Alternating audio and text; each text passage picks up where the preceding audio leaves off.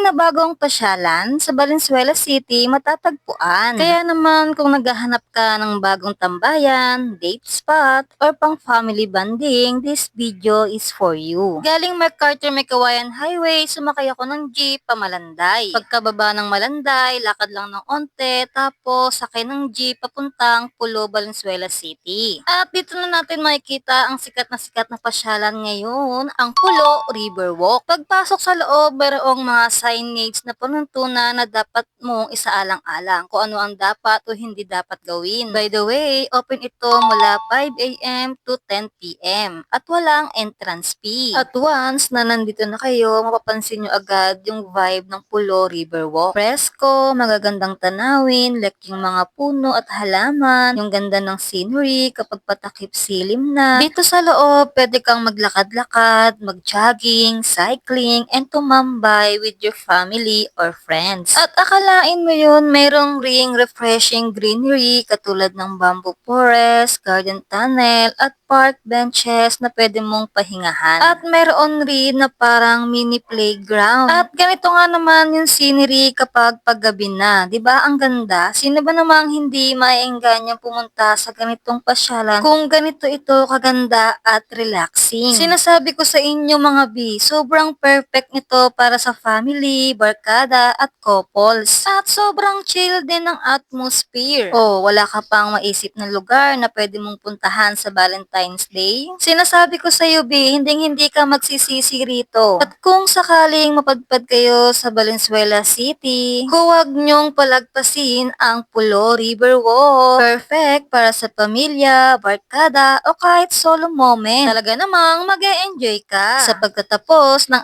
ating lakad dito sa Pulo Riverwalk ng Valenzuela City, marirealize mo na hindi kailangang lumayo para makahanap ng pahinga at saya. Minsan, nasa sarili o kalapit na lungsod lang natin ang mga lugar na pwedeng magbigay ng saya, katahimikan, at bagong alaala. Kaya naman kung nagustuhan mo itong video, huwag mong kalimutang mag-like, follow, and share. Salamat sa iyong panonood!